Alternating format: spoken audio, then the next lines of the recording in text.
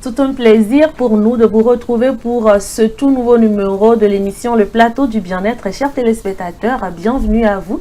J'espère que vous allez bien, que vous avez eu à passer une très belle journée hier et que vous vous êtes bien réveillés ce matin, que vous êtes d'attaque pour cette nouvelle journée qui s'offre à nous. En tout cas, nous sommes là, vous le savez, c'est pour vous accompagner pour votre matinée avec tout ce que nous avons à vous offrir. En tout cas, bienvenue encore une fois à vous. Installez-vous confortablement. Pour l'émission de ce matin, je ne serai pas seule. Maman Astuce est parmi nous. Et justement, elle aura tout à l'heure à nous parler de comment se reconnecter à la nature. Dans sa rubrique Astuces sont également sur ce plateau avec nous. Ezekiel Larol. Ezekiel qui est devenu mon coéquipier de tous les jours. Ça me fait plaisir. Bon, bonjour les gars. Bonjour. Bonjour Blandine. Comment vous vous portez? Ça va. C'est quel bonjour? Je vous dis bonjour avec une chaleur. Fais doucement. Vous me ramenez le froid. Parfois, il faut savoir démarrer doucement pour terminer fort. C'est ça qui est là. Genre, Je dis ça, je dis rien. genre, tu es devenu... c'est quelle boisson, enfin? Le champagne? Ah, c'est ça. Voilà.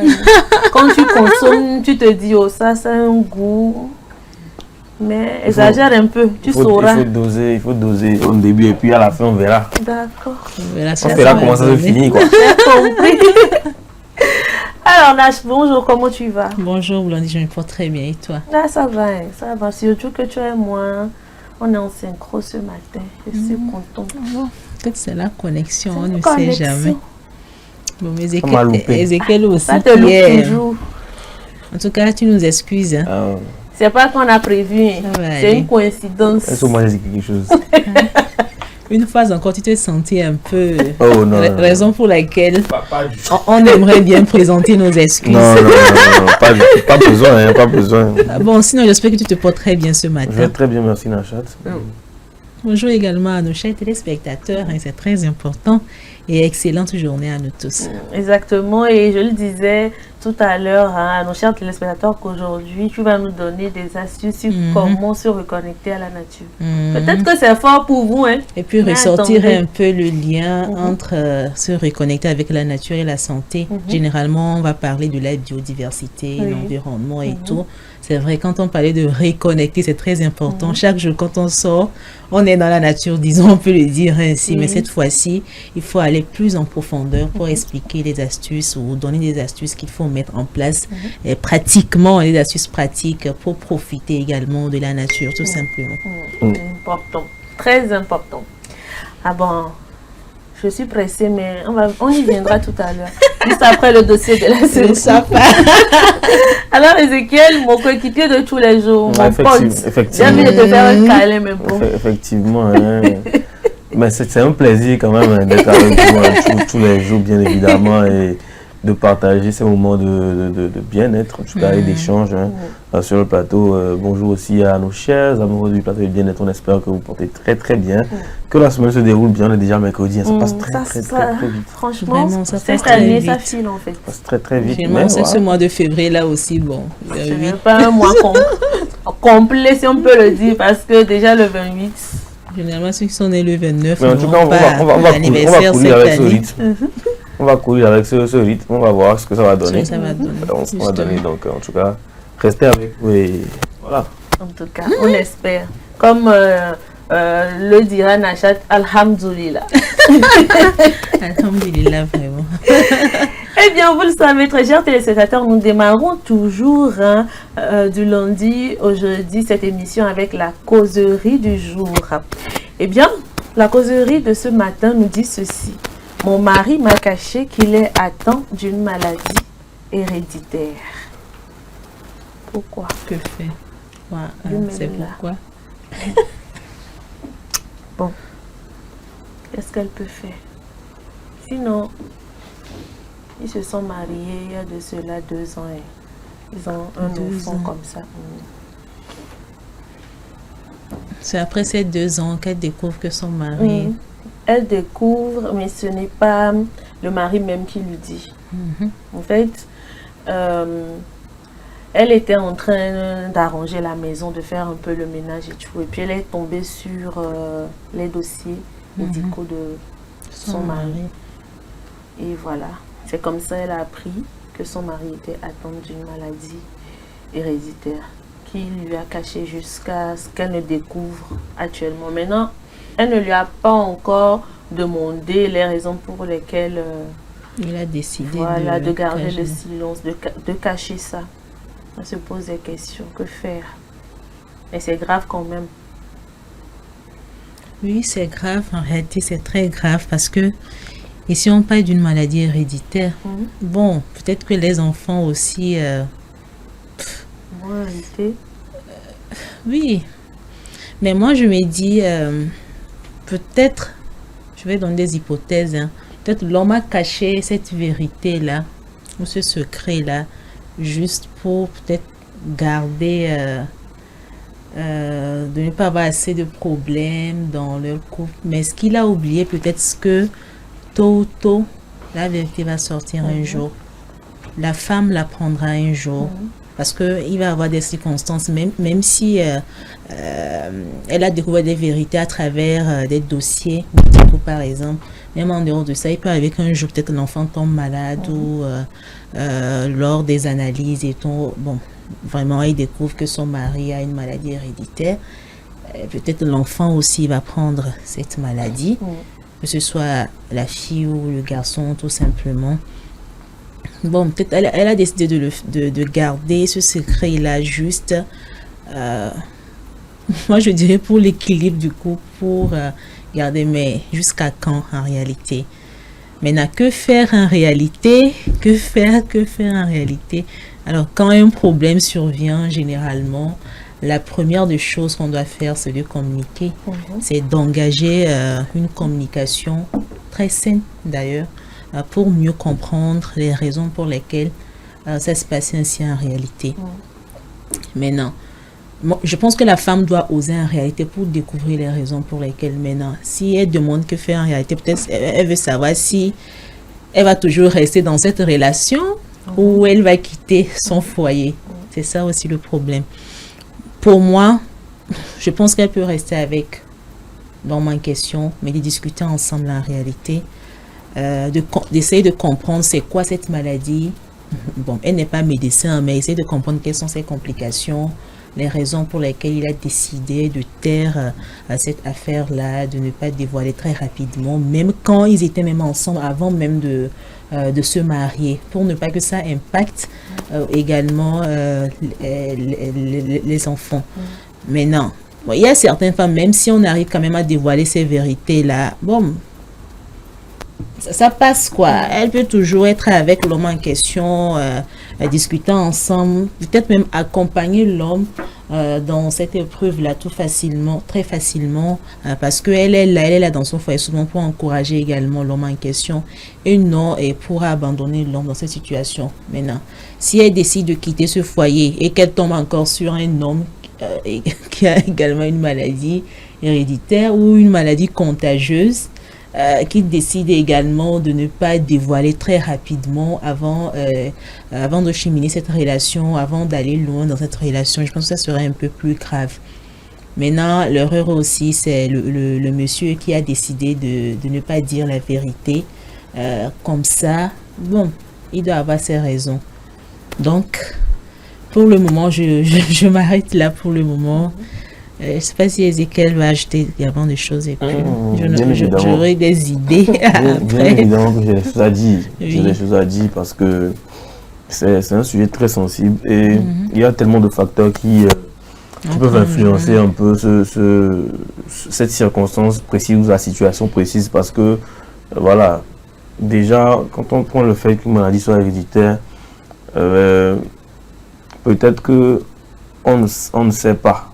Peut-être qu'on ne sait pas qu'on l'avait avant peut-être le potentiel mariage ou le mariage qu'il y a eu.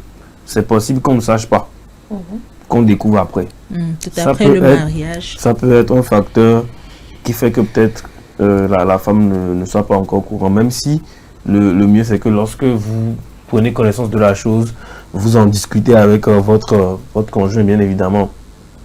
Maintenant, ce qu'il faut savoir, c'est que les maladies héréditaires, si je ne me trompe pas, ne sont pas à 100% transmissible. C'est-à-dire que ça dépend des gènes, ça dépend de la maladie héréditaire et il faut que des tests soient effectués pour savoir déjà quel est le risque que ça peut avoir sur la planification familiale. Est-ce que, enfin, quels sont les risques que les enfants héritent aussi de la maladie, etc.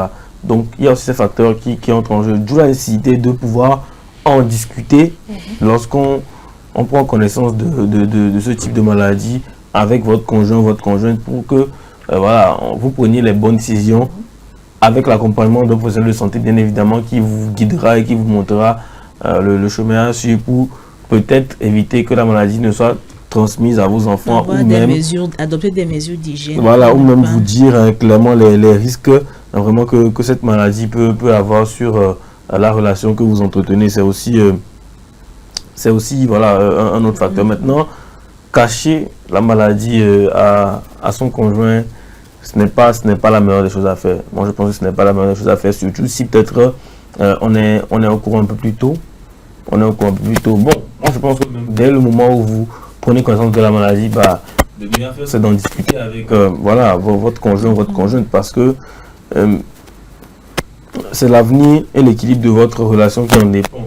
Donc voilà, est-ce que voilà, vos enfants vont en pâtir? Et puis c'est toute une génération qui peut aussi subir voilà, cette chose-là. Et parfois la décision est difficile parce que on peut vous dire que avec tel gène chez vous et avec tel gène c'est la femme, peut-être que si vous faites un enfant, peut-être que voilà, ça sera jamais quelque chose de propre et peut-être vous allez dire bon, est-ce qu'on va se séparer? Est-ce que à cause de ça, vous allez réfléchir ensemble. C'est toujours bien de réfléchir ensemble et de décider ensemble, c'est très important. Maintenant, bon, il faut vraiment avoir une transparence dans la communication pour que la partie qui n'est pas malade connaisse effectivement les risques aussi voilà, qu'elle prend. Donc pour moi, la discussion est vraiment importante. Il faut vraiment discuter lorsqu'on se trouve dans cette situation parce que dès qu'une personne la personne dans la relation qui n'est pas au courant va le découvrir, surtout si c'est pas vous qui le lui dites, ça fait un double choc. Ça fait non seulement voilà, il est capable de quelque chose comme ça, mais je ne sais même pas si je peux avoir confiance en lui. Donc voilà, ça peut aussi briser beaucoup de choses dans la relation que vous menez. Donc moi je pense que la meilleure des choses de base, c'est non seulement d'en discuter, mais aussi de rapidement évaluer les risques pour pouvoir passer à une autre étape de la relation, quoi. Que ça va se finir ou pas, ou que ça va continuer ou pas. C'est important d'abord d'en discuter, de savoir voilà, si vous êtes prêt à prendre des risques ou carrément si vous êtes prêt à ne pas avoir d'enfants et à rester ensemble. Si, disons que les analyses ou bien les tests qui ont été faits sur vous disent que c'est très très risqué peut-être de faire un enfant parce qu'il peut avoir ci ou ça. Donc voilà, pour moi, c'est sur ça que repose essentiellement voilà, la suite potentielle de cette relation-là. Donc voilà, il faut. Et puis, quand est-ce que l'homme l'a su aussi? Peut-être que. Et puis moi, je me dis que si c'est pendant le ménage que ça a traîné, qu'elle a vu. Et puis, c'est peut-être un truc récent, quoi. C'est peut-être récent, hein. C'est peut-être récent qu'il a su. Il cherche la manière dont il va aborder le sujet avec sa femme. Avec sa femme, ça peut être une raison. Voilà, donc, il faut vraiment accorder peut-être le bénéfice du doute, mais tout en gardant en tête que la meilleure des choses, c'est d'être honnête et d'être véridique envers la personne avec qui vous partagez votre vie, quoi. Donc voilà, ne serait-ce que ça. Mais je pense qu'ils ont déjà un enfant, non? Voilà. Oui, justement. Moi, je pense que s'ils ont déjà un enfant, par exemple, s'il y a une possibilité, c'est de faire des analyses peut-être pour voir si l'enfant, par exemple, n'est pas touché. Là, ils prendront vite les précautions pour ne pas que, par exemple, ça se développe chez l'enfant également. Il faut éviter parce qu'une fois que l'enfant grandit, il grandit avec la maladie. Et puis bon, je pense que ce n'est pas également conseillé. Ça peut entraîner des complications plus tard et qu'on ne va pas trouver de solution même peut-être, mais on ne le souhaite pas. Ce sont des hypothèses qu'on donne en réalité. Donc une fois qu'elle a découvert la vérité, je pense que rapidement, il s'agit de la santé en réalité. Elle ne devrait même pas traîner, même si ça fait mal, même si c'est facile de le dire, de discuter, d'avoir une communication très ouverte et tout. Je pense qu'elle devait avoir ce courage-là d'aborder le sujet clairement et posément, de ne pas trop également bousculer son mari en réalité, de choisir un bon moment pour discuter de ce sujet avec l'homme en question. Pas forcément après le boulot, parce qu'après le boulot, par exemple, il est déjà fatigué. Peut-être tu peux même organiser une petite sortie, un petit week-end également. Vous sortez, et vous dites, bon, tu sais, je vais discuter de ça avec toi et tout, calmement. Trouver également un bon moment, comme je viens de donner l'exemple, un moment propice pour aborder ce sujet. Parce que le mari qui revient du boulot, on ne sait pas s'il a déjà un problème, il est nerveux et tout. Je ne pense pas que vous allez bien discuter de cette affaire-là. Donc, choisir un bon moment pour le faire. S'il y a une possibilité également d'aller faire des analyses à propos de votre enfant pour voir si l'enfant également n'est pas atteint, pour ne pas qu'il développe cette maladie-là, par exemple, et puis éviter également le pire. Voilà. Alors, pour moi, il y a vraiment 3 facteurs essentiels sur lesquels il faut discuter. Oui. Déjà, il faut que la nature de la maladie soit connue.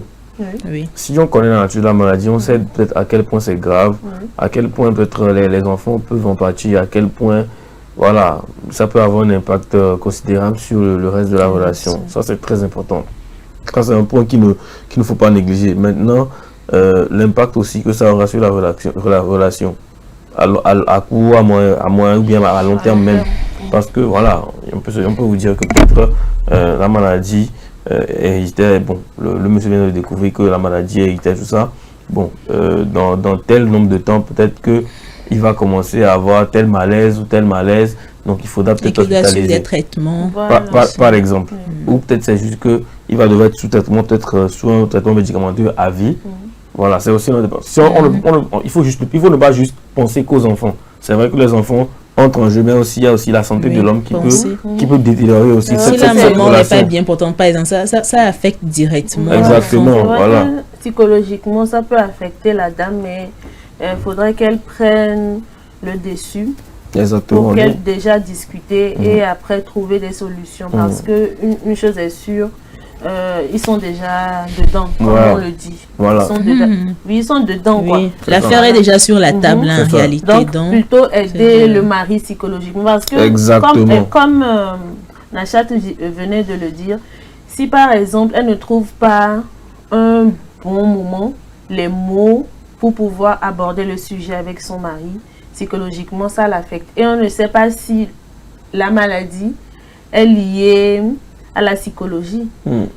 Ça risque de dégénérer. Donc, elle doit aller très très posément et l'accompagner dans ce processus-là avant même de pouvoir penser aux enfants et tout ça. C'est important pour nous. Voilà, donc pour moi, c'est toujours la meilleure des choses de connaître effectivement l'impact que va avoir cette nouvelle sur la relation aussi du côté santé de la personne qui voilà, a cette maladie-là et aussi peut-être du côté enfant. Déjà commencer à l'enfant qu'ils ont déjà. Donc déjà commencer à voir si qu'est-ce qu'on peut faire pour essayer de limiter au risque, et en tout cas le mieux possible le risque que cet enfant-là développe cette maladie. Donc voilà, je pense que c'est cet impact-là aussi qu'il faut mesurer. Et la troisième des choses, vraiment, c'est vraiment la dynamique personnelle du couple. C'est-à-dire qu'il faut que le couple sache vraiment sur... en tout cas, le couple se repose sur les vraies bases de leur relation pour avancer. S'ils pensent que la maladie héréditaire est une raison suffisante pour ne pas continuer, bon, ça c'est à eux d'en décider, quoi. Donc c'est à eux de voir. Ou s'ils pensent que les risques sont trop élevés pour eux ou trop élevés pour voilà, leurs futurs enfants et qu'ils disent que et que la femme dit peut-être moi je veux encore un enfant, qu'est-ce qu'on va faire, ou l'homme dit voilà, tout ça, il faut en discuter. Voilà, toujours en discuter pour trouver si on est sur la même longueur, donc tout ça, ça permet de vivre mieux.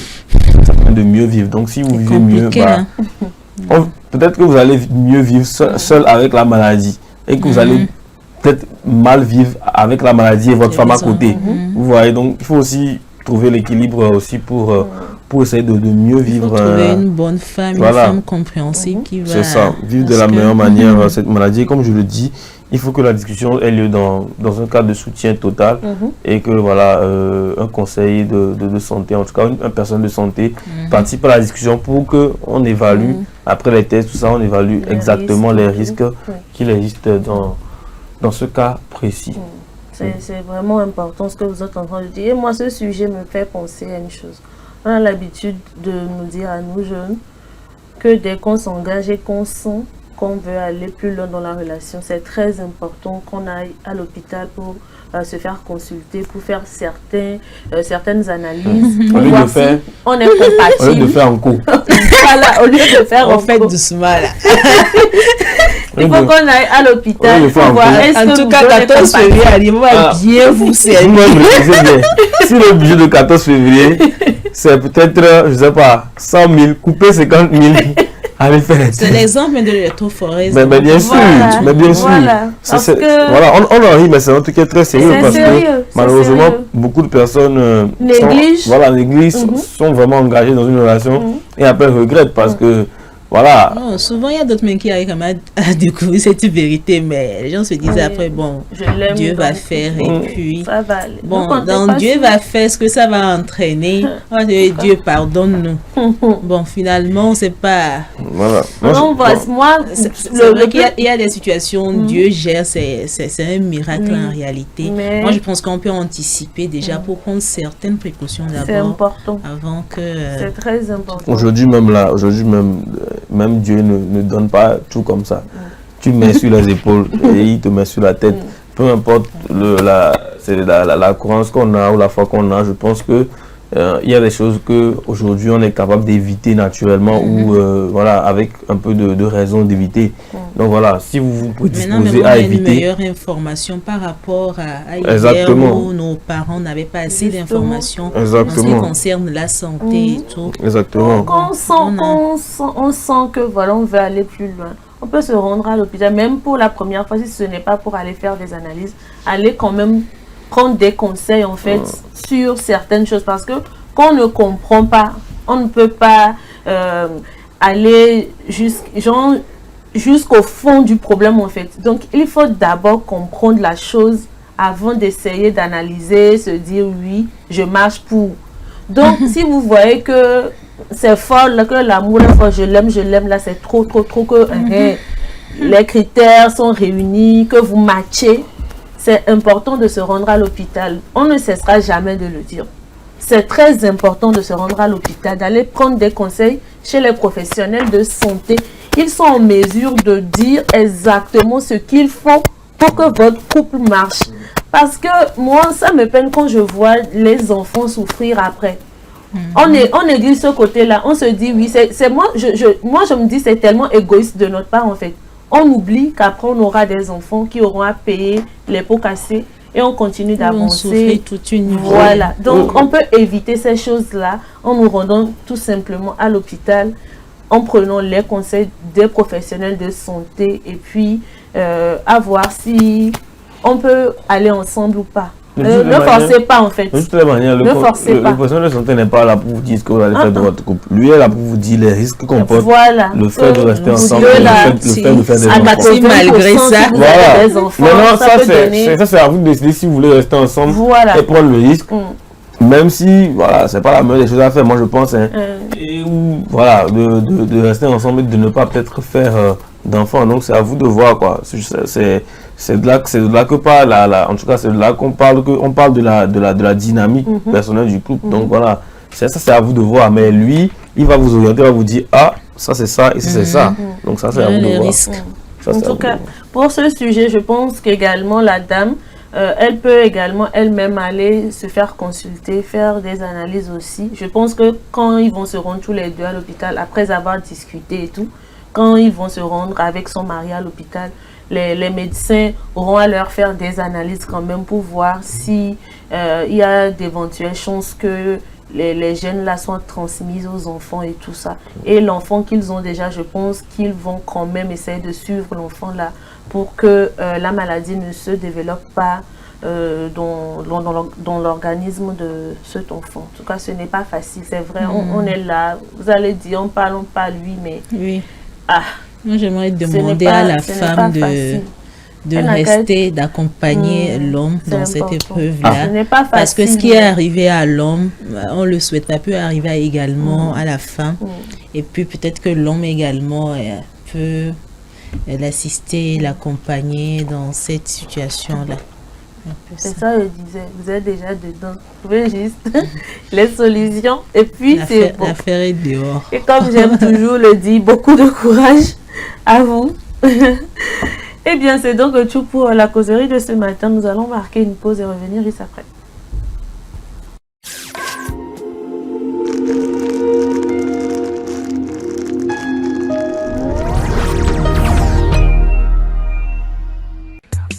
L'amour, c'est des hauts, c'est des bas. Et quand la femme dit non, c'est vraiment non. Mais rien ne vaut un petit cadeau pour raviver la flamme de l'amour. La femme se fait belle et sensuelle pour votre plaisir. Claudia Lingerie, nous disposons de toute une collection de sous-vêtements haut de gamme pour hommes, femmes et enfants à un bon prix. Soyez ceux qui portent des sous-vêtements confortables. Claudia Lingerie, nous sélectionnons pour vous de la lingerie fine de qualité pour sublimer vos soirées. Claudia Lingerie, sur la route d'Agbalépédo, juste à côté du monument Grand Œuf Blanc. Infoline 00228 97 01 03 03 0228 97 01 04 04. Claudia Lingerie, l'élégance a une adresse.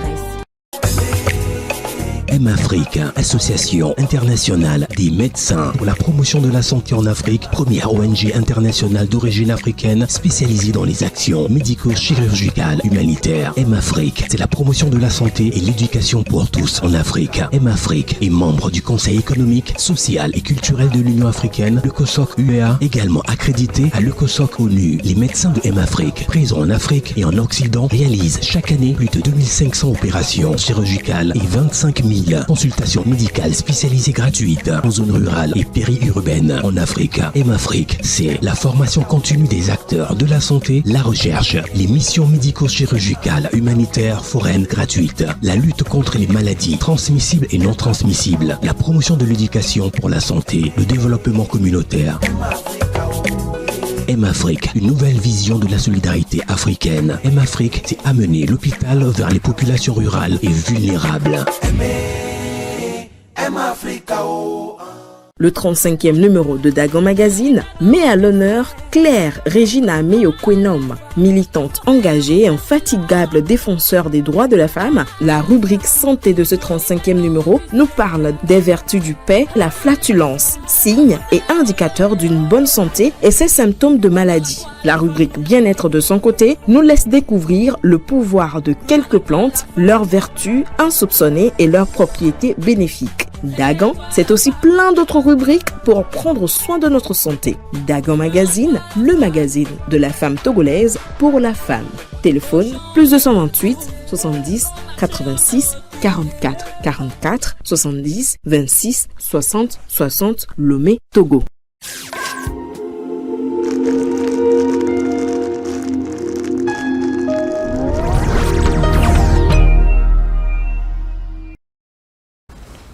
Merci de nous rejoindre si vous venez de le faire. Vous êtes dans l'émission Le Plateau du Bien-être et ça se passe sur SOS Docteur TV, bien entendu. Tout de suite, l'info du jour.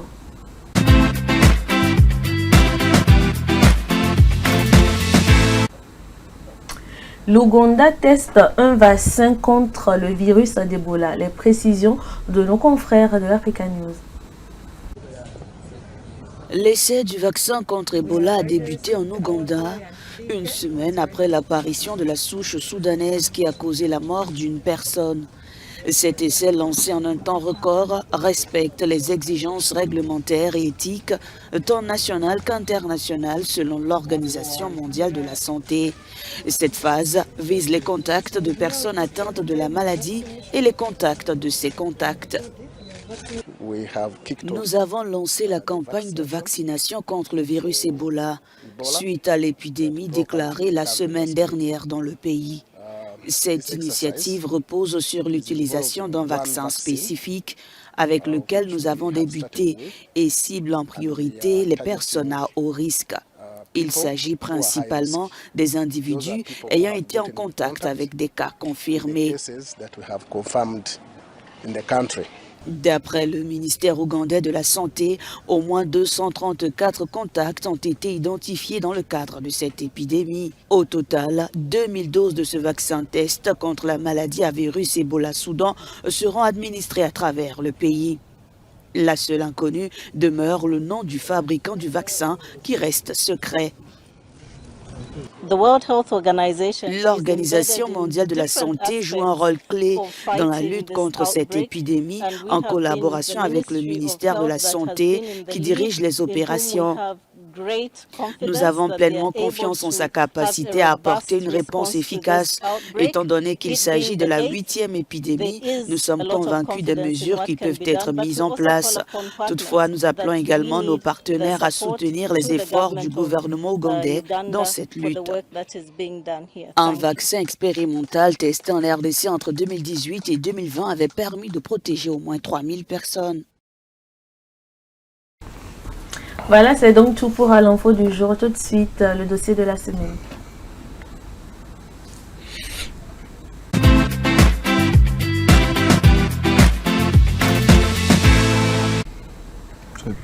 L'ONG Foodwatch, l'association française La Ligue contre le cancer et l'association française de nutrition Yuka ont lancé mardi une pétition conjointe visant l'interdiction de l'aspartame, un édulcorant sucrant controversé car possiblement dangereux pour la santé. Les précisions avec nos confrères de France 24. Ils sont les produits stars des supermarchés. Soda sans sucre, yaourt 0% ou encore chewing-gum light. Ces produits qui donnent l'illusion d'une meilleure santé contiennent de l'aspartame. Ce faux sucre, classé possiblement cancérogène par l'OMS, est encore largement consommé. Oui, l'aspartame, c'est très bon. Oui, pour éviter les calories. Personnellement, oui, je vais continuer à en boire quand même. Je sais pas si je pourrais m'en passer. Je vais peut-être arrêter, mais alors je sais pas ce que je vais prendre par contre pour remplacer. L'aspartame, ou encore E951 sur les étiquettes, est présent dans 6000 produits vendus en grande surface. Aujourd'hui, plusieurs associations tirent la sonnette d'alarme et demandent l'interdiction de cet édulcorant auprès de la Commission européenne. Quand on regarde les dernières études, et en particulier les études de l'INSERM à l'Institut français, montrent en fait qu'à partir d'une demi-canette à une canette de soda par jour, on va se retrouver lié à des risques de cancer. Du coup, il va falloir faire attention et la meilleure solution pour faire attention, c'est en fait d'enlever ce produit de notre alimentation. Risque de cancer, mais aussi de maladies cardiovasculaires ou de diabète. L'aspartame a un pouvoir sucrant 200 fois plus puissant que le sucre. Même si aujourd'hui il n'est pas prouvé à 100% que cet édulcorant provoque des cancers, cette nutritionniste, elle, déconseille d'en consommer. C'est sûr qu'on voit bien que de toute façon, étant donné que c'est un produit ultra transformé qui ne correspond à rien en fait, qui est fait vraiment de façon totalement chimique et pas du tout naturelle, on se doute, on le sent qu'il y a quelque chose qui n'est pas naturel et qu'on n'est pas censé manger ce genre de produit. L'aspartame est autorisé en France depuis 1988 et a toujours suscité de nombreux débats. Voilà, on est dans le pain. Comment on le dit souvent, on est dans le pain. Non, mais c'est difficile. Hein. C'est difficile de se positionner parce qu'aujourd'hui, la plupart des produits en contiennent, beaucoup de personnes sont devenues, entre guillemets, addictes à ce type de produits qui contiennent l'aspartame. Oui. Maintenant, on dit de ne plus en consommer. En même temps, le sucre, c'est pas bon. Voilà, donc c'est ça, c'est compliqué. Mais moi, je pense que ce sont les instances qui font des études et qui demandent à ne pas le faire. Évidemment, il faut essayer de l'éviter au maximum. Mais après, bon, comment est-ce qu'on fait? Comment est-ce qu'on gère avec cette histoire de sucre-là aussi? C'est aussi un autre débat qui va sortir. Mais je pense que beaucoup de personnes auront du mal à s'en débarrasser. Mais c'est ce qu'il faut quand même faire pour éviter les soucis. Déjà que c'était la journée mondiale du cancer, contre le cancer. Voilà, on parle de cancer aussi, en tout cas de potentiels produits cancérigènes. Donc voilà, c'est à nous de faire les bons choix, hein, bien évidemment. Parce qu'on parle de santé, ce n'est pas du tout de la blague, on parle de santé. S'il ne faut pas en consommer pour éviter d'être malade, je pense qu'on pourra quand même faire l'effort, même si c'est compliqué, on pourra quand même faire l'effort, plutôt que d'en consommer et après d'avoir les conséquences. Parce que on sait très bien le cancer aujourd'hui, quand tu l'as même avec les chimios des fois, ça ne passe pas. Donc, si on peut éviter d'en consommer pour éviter de tomber malade, c'est le bon choix. Je pense que En tout d'abord, cas, il faut, moi, je viens il faut de faire mon commencer choix. par réduire la consommation Ah, avant d'arrêter Complètement. complètement. c'est que Parce c'est exactement ce que nous disait Oui. la dernière fois le nutritionniste sur ce plateau, que les personnes qui sont vraiment c'est de faire addictes l'effort au d'arrêter sucre, un peu ça peut-être va- la fréquence, oui, par exemple. ça va pas être comme va ça, pas. mais Mhm. y aller petit à petit, Doucement. petit à petit, petit Parce à que petit. la nutrition est au centre de la santé, hein. ça. Il faut le dire ainsi. Parce que ce qui fait que maintenant il y a les épidémies qui naissent, de telles maladies, on ne sait pas où ça sort et tout, même les engrais et tout, les produits chimiques également qui peuvent entraîner des problèmes à la langue. Je pense que tout le monde doit prendre des précautions nécessaires, c'est de commencer par réduire un peu pour voir ce que ça va donner. À un moment donné, peut-être on arrête totalement et tout. Je pense que 90% des personnes consomment moins un produit qui contient voilà, Oui, chaque jour qui se lève en réalité. Au moins. Qui contient donc voilà, il y a même des gens qui savent ce qu'ils consomment c'est dedans. Donc voilà, bon, maintenant c'est à vous de changer d'habitude et de lire maintenant ce que contient ce que vous prenez voilà, comme aliment. On a cette mauvaise habitude-là. Quand on achète un produit, on ne lit jamais. Moi, l'étiquette et depuis tout un ça. moment, je suis devenu accro à ça. Sinon, moi, je fais Dès ça. que je choisis c'est la même chose, même quand vous achetez un produit à la pharmacie, il faut prendre le temps de lire la notice. C'est très important. C'est ça. Les choses à ne pas faire, les choses à éviter, quand est-ce qu'il faut prendre réellement, plus l'avis de votre médecin. Moi, aujourd'hui, je ne peux pas m'empêcher de regarder, peut-être surtout quand je suis dans un supermarché où on sait qu'il y a beaucoup de produits transformés dans les supermarchés, bah, je peux m'empêcher de lire. Hein. Je dois forcément lire, surtout si c'est un produit que je n'achète pas souvent et que je peux peut-être commencer à acheter, bah, je ne peux pas m'empêcher de lire. Donc voilà, soit si c'est un truc que je connais déjà, voilà, je sais que je peux prendre sans risque. Mais quand c'est un truc que je ne connais pas vraiment, bah, il faut forcément que je le dise. Et c'est, voilà, ça devient une habitude, il faut s'en imprégner, quoi. En tout cas, ça ne promet pas d'être simple. Mon mot va revenir. Courage à nous. C'est donc tout pour le dossier de la semaine. Nous allons marquer une pause pour vous permettre de souffler un peu. Je sais que vous venez de recevoir un choc. Donc soufflez un peu, puis on revient avec Astuces Santé. À tout de suite.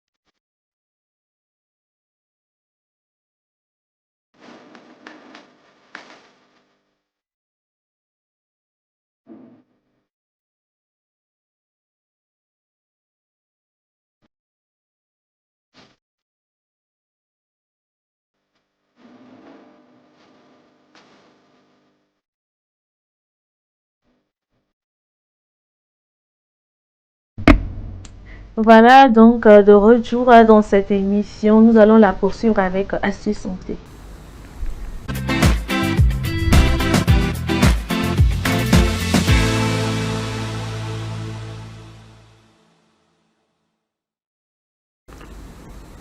On vous le disait à l'entame de cette émission qu'aujourd'hui nous aurons à parler de comment se reconnecter à la nature.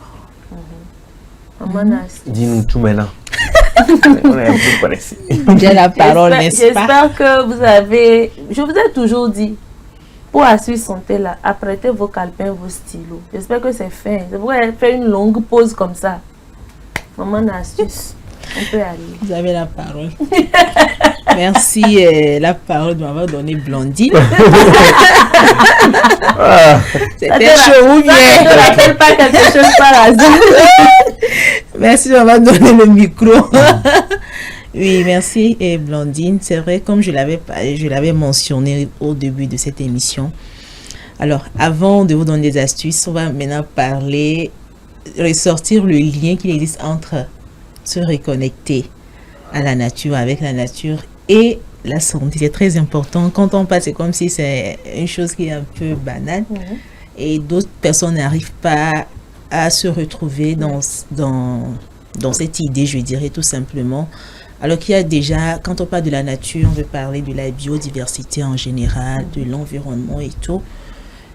Ce qu'il faut retenir premièrement, c'est que déjà la nature ou la biodiversité, et quand on profite énormément de la nature, de la biodiversité, ça permet également de renforcer les défenses immunitaires. Ça contribue au bon fonctionnement de l'organisme.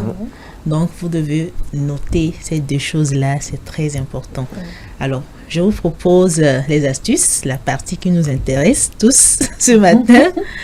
Premièrement, c'est de vous proposer des randonnées en pleine nature. C'est très important. Je pense qu'on a eu même à faire assez de sujets à propos de ça. Ezekiel même a fait des sujets dans sa rubrique sport santé, randonnée, où les gens se disent mais tiens, il y a quel lien avec ça et tout et tout.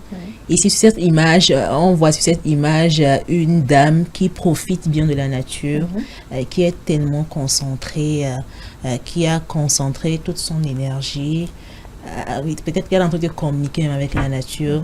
Ça elle est en symbiose avec la nature. Oui, justement, ça inspire énormément. Donc, enfilez rapidement vos chaussures, apprêtez des choses pour faire... La randonnée pédestre, bien évidemment. La randonnée, justement.